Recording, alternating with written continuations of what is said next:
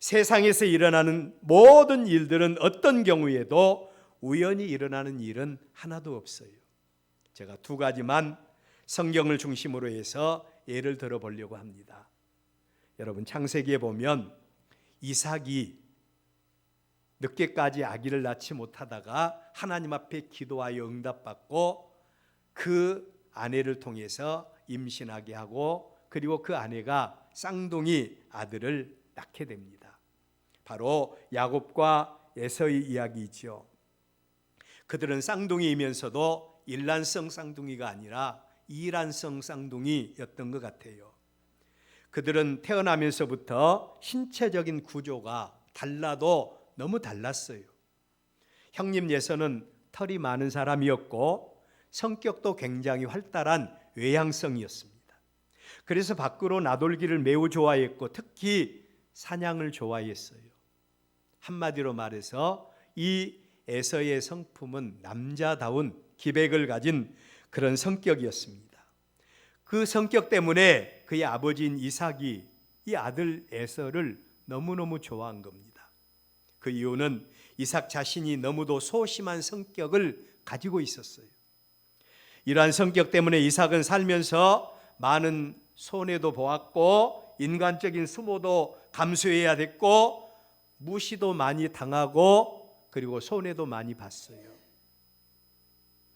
자, 여러분, 그런데 이 에서는 남자다운 성격과 그 주변의 많은 사람들에게 리더십을 가지고 있으니 그 아버지 이삭이 갖지 못한 그런 성품을 가지고 있는 이 아들을 너무너무 좋아했어요.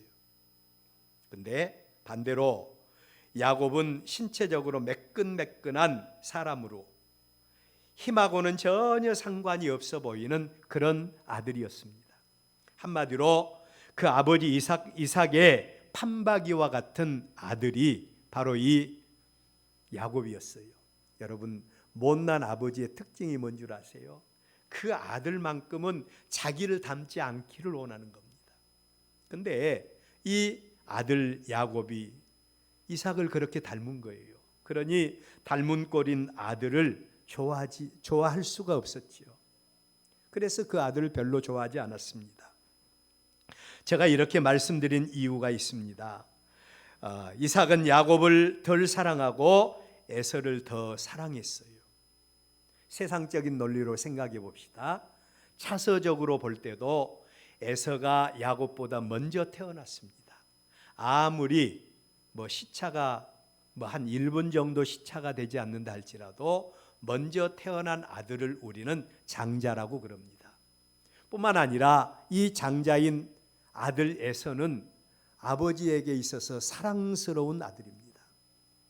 아버지의 부족한 것을 다 채워주었던 그런 아들이죠. 그래서 이 이삭은 생각하기를 이 아들 에서에게 장자의 축복을 주리라, 그런 생각을 가지고 있었어요. 자, 여러분, 그런데 이런 두 아들 가운데 누가 장자의 권리를 차지했습니까? 우리가 다 잘 알고 있는 사건이죠. 당연히 이 장자의 권리가 에서의 몫이라고 생각할 수 있을 겁니다. 그런데 그 결과는 동생 야곱이 아무것도 형님보다 잘난 것도 없고 그 형님보다 앞선 것도 없고 그리고 그 장자의 권리를 취득할 수 있는 그런 어떤 자격도 없지만 그럼에도 불구하고 동생 야곱이 장자의 권리를 취하게 됩니다. 우연일까요? 창세기 25장 23절에 보면 여호와께서 그에게 이르시되 두 국민이 네 태중에 있구나. 두 민족이 네 복중에서부터 나누일 것이다. 이 족속이 저 족속보다 강하겠고. 우리 한번 따라서 해볼까요? 큰 자가 어린 자를 섬기리라. 누구의 말씀이에요? 하나님의 말씀입니다. 사람은 어떤 사건 때문에 우연히 되어졌다고 하고 사람은 어떤 상황 때문에 어떤 일들이 전개되어졌다고 말하지만 그러나 이 모든 일들을 주관하신 분은 여호와 하나님이십니다. 룻기서 2장 3절 이하의 말씀도 보면 룻이 가서 베는 자를 따라서 밭에서 이삭을 줍는데 우연히, 여기 우연이라는 말이 있죠. 우연히 엘리멜렉의 친족 보아스에게 속한 밭에 이르렀더라. 어머니의 하나님을 섬기겠다고 자신의 모든 것을 다 포기하고 자신의 인생의 모든 걸 다 포기하고 시어머니를 따라 나선 룻이 그 시어머니를 봉양하기 위해서 농사철에 이삭을 줍기 위해서 밭에 가서 생면부지의 땅에서 이삭을 줍는 것입니다. 그런데 그 룻이 이삭을 줍는 밭이 우연히 엘리멜렉의 친족이었던 보아스의 밭에 가서 이삭을 줍게 되었다는 겁니다. 이삭을 줍게 되었어요. 자, 여러분, 이것이 과연 우연일까요? 아니면 하나님의 섭리에 의해서 이루어진 일일까요? 이 땅에서 이루어진 일들 가운데 어느 것 하나도 여러분 하나님을 깊이 믿고 하나님을 깊이 아는 하나님의 거룩한 백성들에게 있어서는 이 땅에서 일어나는 일들 가운데 우연히 일어나는 일은 하나도 없다는 사실을 알게 되는 겁니다. 하나님의 아들이신 예수님, 그분이 우리에게 뭐라고 말씀하셨어요? 하나님을 깊이 알고 있는 예수님께서 이 땅에 일어나는 모든 일들, 아주 사소한 일, 참새 한 마리가 땅에 떨어져서 한 아사리온에 팔리는 것도 하나님의 섭리가 없이는 이루어지지 않는다라고 말씀을 하셨어요. 잠언서 기자가 말한 대로 사람은 어떤 일을 계획하지만 그 일을 이루시는 이는 하나님이라는 사실을 우리는 기억해야 합니다. 이러한 사실을 인정하는 사람들이 하나님을 경외하는 믿음을 가져요. 이러한 사실을 인정하는 자가 하나님을 경외하는 믿음을 갖습니다. 자, 그럼에도 불구하고 오늘 우리의 본문에 아하스 왕을 주목해 보십시오. 그는 유다의 역대 왕들 가운데서 가장 악한 왕이었다고 했습니다. 하나님의 백성이면서도 하나님을 인정하는 자가 아닌 엉뚱하게 우상을 섬기고 그 우상에게 정성을 다했던 왕이 아하스 왕이에요. 그런데 그 왕이 다스리던 때에 어떤 일이 일어납니까? 평소에는 도저히 생각할 수도 없고 상상할 수도 없는 일이 일어나게 된 겁니다. 하나님의 백성인 이스라엘, 북이스라엘과 이방 사람인 아람 왕이 서로 손을 잡고 연합군을 형성한 겁니다. 여러분, 이스라엘이 될 수 있는 자격이 뭔 줄 아세요? 이스라엘 백성이 되기 위해서는 먼저 그들이 세상과의 관계가 끊어졌다, 구별된다라고 하는 의미로 그들은 할례를 받아야만 했습니다.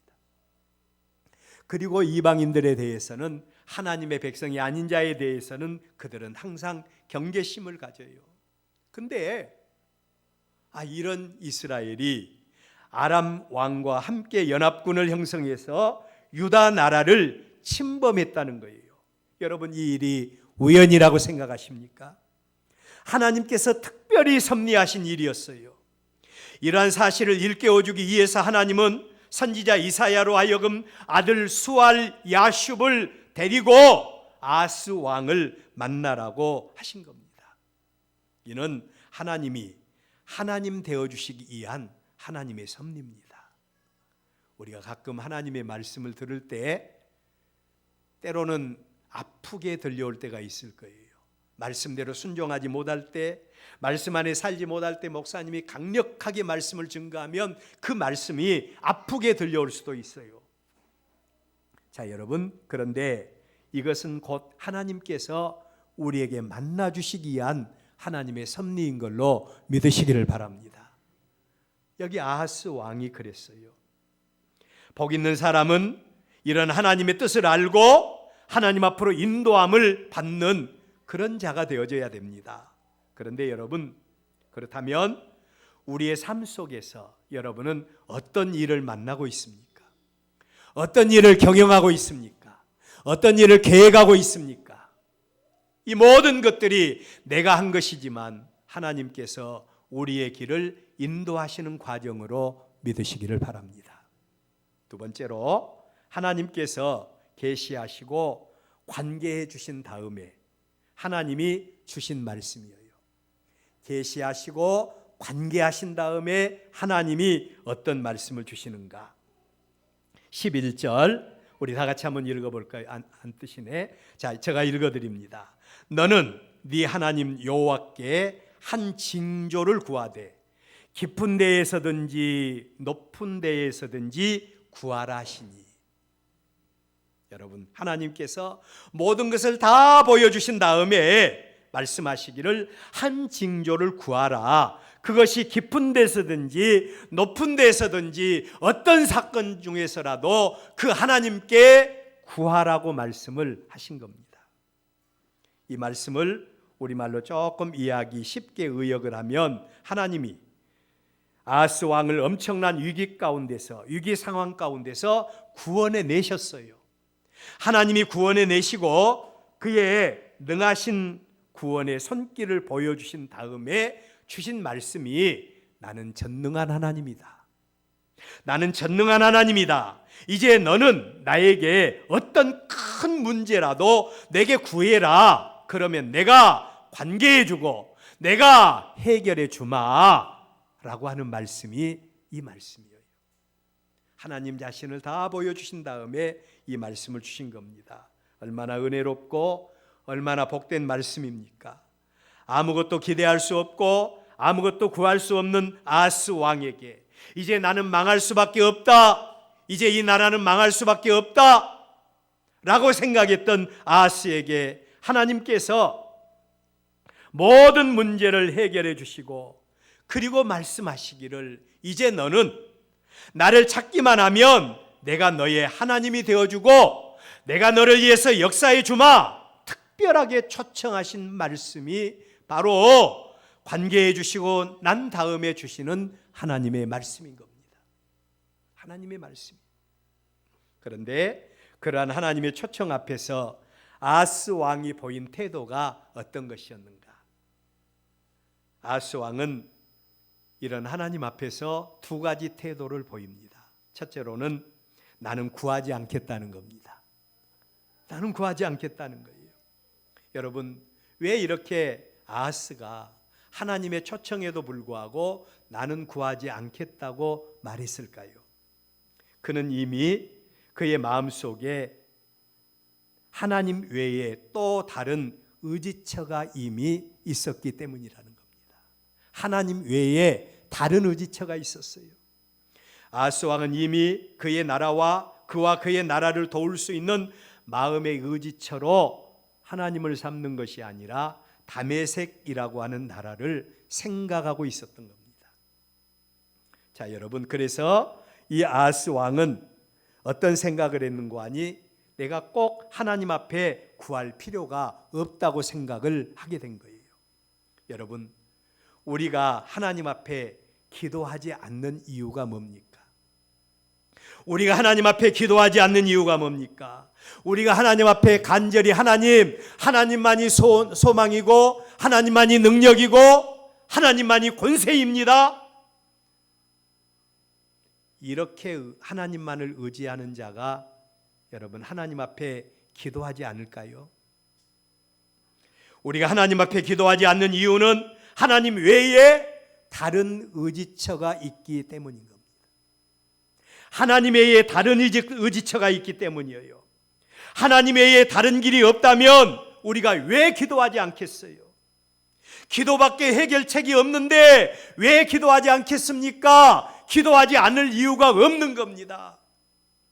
여러분, 우리는 문제 앞에서 하나님이 우리에게 문제를 주신 이유가 만나주시기 위해서, 우리에게 문제를 주신 이유가 하나님이 우리 하나님 되어주시기 위해서 이런 문제를 주셨다고 하는데 문제 앞에서 왜 기도하지 않아요?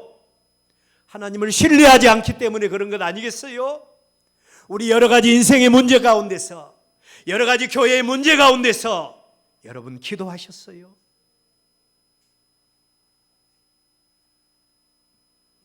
두 번째로 이 아하스는 하나님 앞에서 나는 여호와를 시험하지 않겠다라고 말합니다. 여러분, 겉으로 볼 때 굉장히 믿음이 있어 보이는 말같이 보이죠. 그런데 사실은 이 아하스 왕의 이 고백이 믿음의 고백이 아니라 교만하기 짝이 없는 고백입니다. 그는 이미 하나님을 떠나 있었습니다. 그는 이미 하나님께 구할 필요성을 느끼지를 못했어요. 그에게는 이미 하나님에 의해 다른 의지처가 있는데 꼭 성가시게 구할 필요가 없음을 알고 있었던 거예요. 그래서 그는 하나님을 시험하지 않겠다는 핑계를 대면서 하나님 앞에 기도하지 않는 것입니다.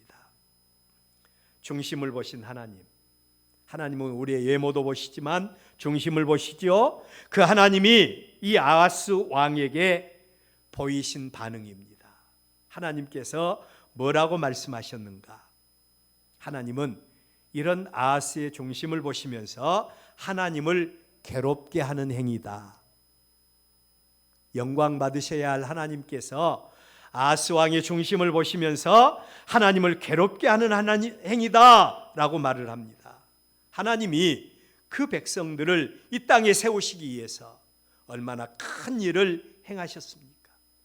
이스라엘 하나님께서 이 땅에 세우시기 위해서 얼마나 큰 희생을 감수했습니까? 그런데 그 백성이 하나님을 떠나 하나님에 의해 다른 것을 의지하고 있는데 하나님이 보실 때 너무너무 괴롭다는 거예요.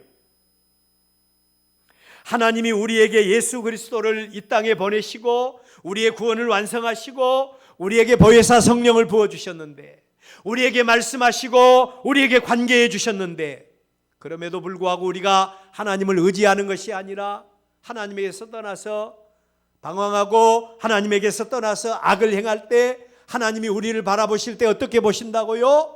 하나님의 마음이 너무너무 괴롭다는 거예요. 하나님을 떠난 자, 하나님의 은혜가 없는 자들은 어떤 열매도 맺을 수가 없다는 사실 여러분 기억하세요. 솔로몬 왕을 보십시오. 그 아들 르호보암을 위해서 어떤 일을 했습니까? 솔로몬 왕은 세계 최고의 지혜의 대왕 아닙니까? 그럼에도 불구하고 그 아들을 위해서 최고 초인류의 교육을 시켰을 겁니다. 우리 자녀를 양육하는 우리 부모들 잘 들어야 되겠죠. 초인류 교육을 시켰어요. 그리고 또한 그의 아들을 위해서 그가 할 수 있는 모든 것을 다 남겨주었어요. 솔로몬이 그가 왕으로서 했던 일이 뭔 줄 아세요? 그 나라를 견고하게 지키기 위해서 성을 쌓는 일에 주력을 했습니다. 그리고 그 나라를 견고하게 하기 위해서 아마 그가 할 수 있는 최고의 지혜를 다 발휘해서 크고 견고한 나라를 그 아들 르호보암에게 물려주기 위해서 모든 일을 다 행했을 거예요. 근데 솔로몬의 범죄로 말미암아 하나님의 영광이 떠나버렸지 않습니까? 하나님의 축복을 물려주지 않는 채로 그 아들에게 나라를 물려줌으로 인해서 그 아들이 왕이 됨과 동시에 이스라엘은 두 쪽으로 나누어집니다. 솔로몬이 평생 하나님 앞에 받은 은혜와 축복의 귀한 은금 보물을 애굽 왕에게 한꺼번에 다 빼앗기게 합니다. 하나님의 은혜가 떠나버리면 우리는 아무것도 할 수 없다는 겁니다. 하나님만이 능력입니다. 하나님만이 생명입니다.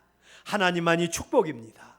하나님의 마음에 드는 저와 여러분들이 될 수 있기를 바랍니다. 마지막으로 절망 속에서 보여주신 하나님 아버지의 사랑, 그리고 마지막 특단의 조치입니다. 14절 우리 한번 읽어볼까요? 14절 제가 읽어드립니다. 그러므로 주께서 친히 징조를 너희에게 보여주실 것이라. 보라, 처녀가 잉태하여 아들을 낳을 것이요 그의 이름을 임마누엘이라 하리라. 아멘. 여러분, 하나님께서 초대했습니다. 그럼에도 불구하고 하나님 앞에 기도하지 않겠다, 하나님을 시험하지 않겠다 하면서 노골적으로 하나님을 떠나버린 이 아하스 왕에게 하나님은 소망을 찾을 수가 없었어요.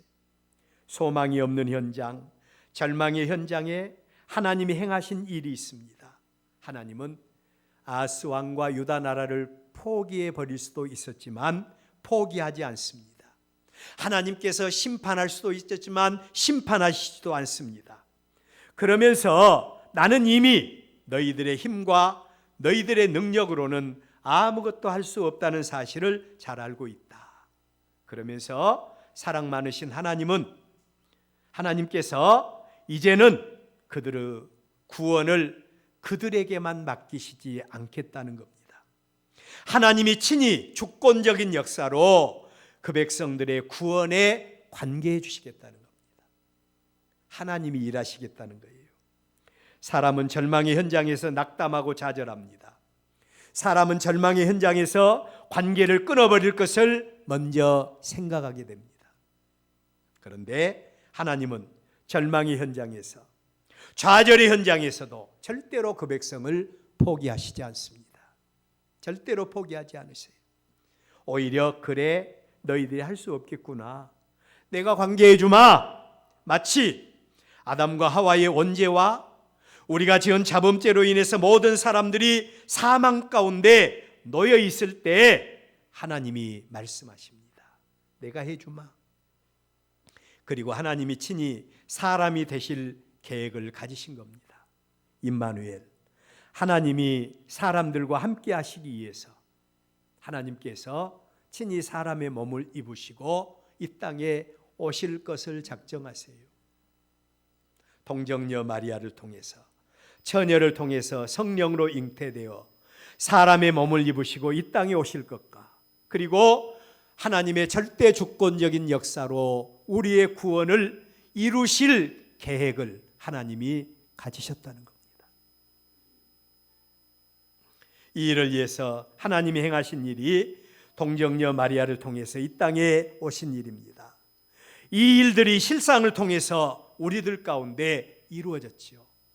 그날이 바로 크리스마스, 영어로는 크리스트 미사, 예수님의 탄생하신 예배의 날, 그 날이 우리에게 다가오고 있습니다. 여러분, 얼마나 영광스럽고 복된 날입니까? 우리는 자격이 없지만 하나님이 친히 절대 주권적인 역사로 역사해 주심으로 우리 가운데 관계해 주시는 그 역사가 바로 임마누엘, 하나님이 우리 가운데 친히 임하신 것입니다. 이 날을 하나님의 구원받은 거룩한 백성으로 어떤 마음으로 맞이해야 되겠습니까? 여러분의 마음속에 여러 가지 계획들이 있습니까? 하나님보다 더 귀한 것이 무엇입니까?